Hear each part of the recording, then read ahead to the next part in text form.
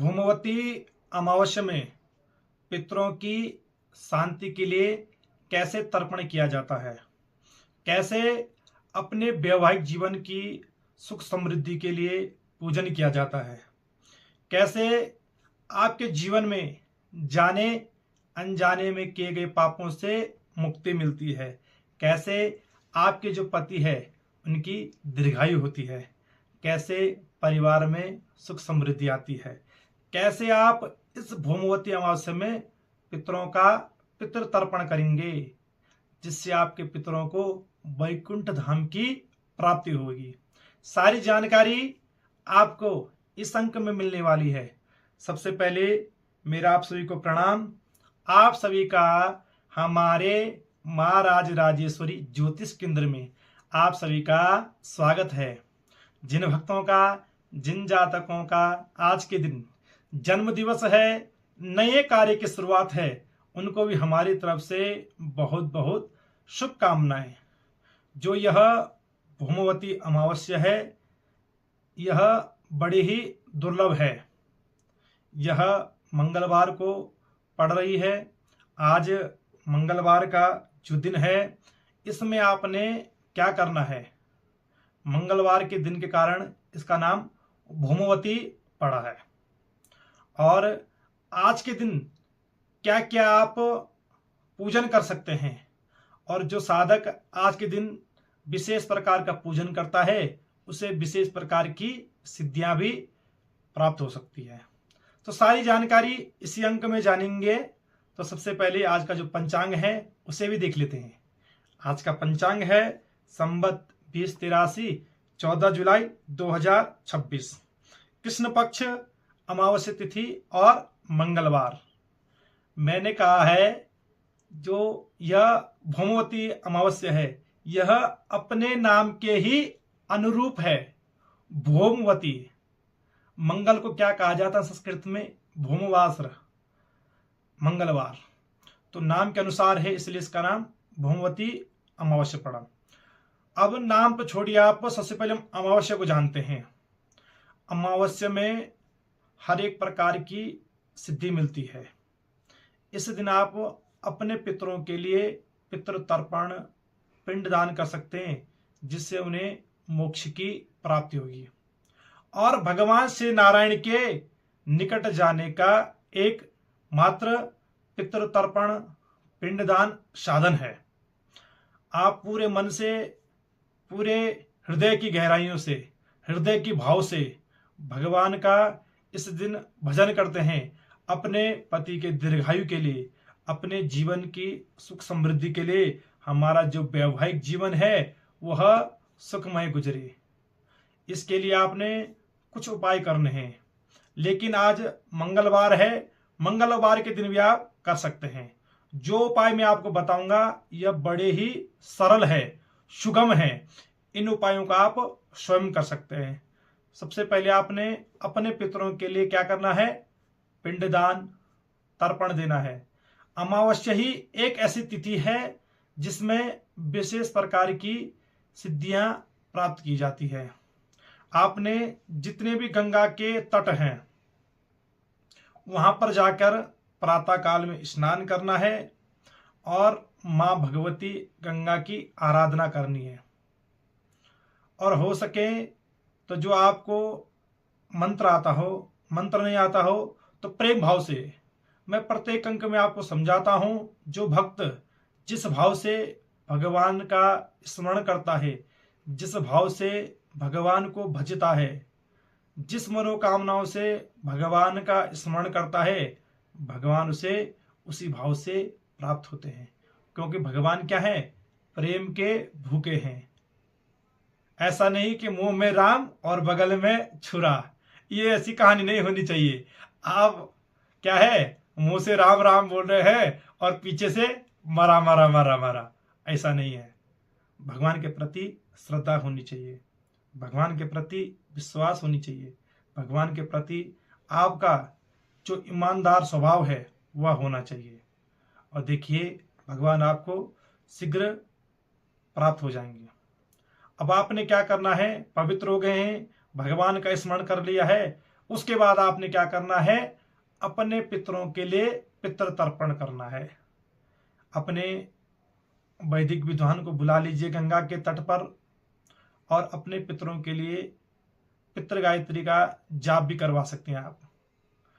पुरुष सूक्त का पाठ भी करवा सकते हैं, यह उपाय है।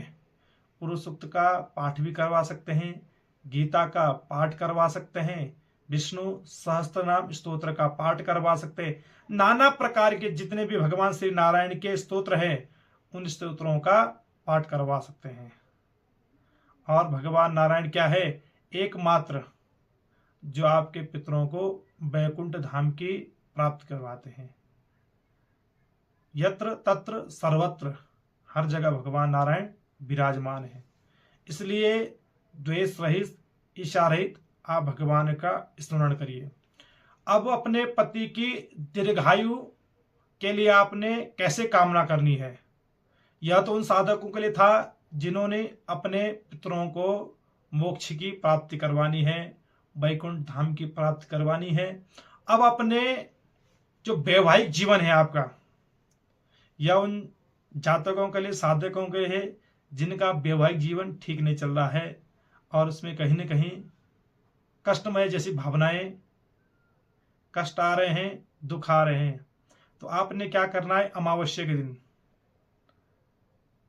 कोई साधु दिखता है आपको, कोई ब्राह्मण दिखता है, जो भी आपको दिखता है जो दान का अधिकारी होता है, सबसे पहले जो दान लेने का अधिकारी होता है, ऐसा नहीं कि किसी को उठा के दान किया जा सकता है।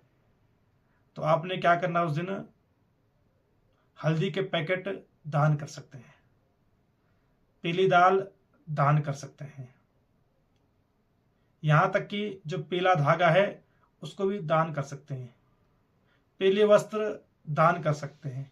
और जो हमारी यह बृहस्पति पर्वत है, ध्यान पूर्वक सुनना, ये हमारा अंगुष्ठा हो गया, ये तर्जनी हो गई, ये मध्यमा हो गई, ये क्या अनामिका हो गई और ये कनिष्ठिका हो गई।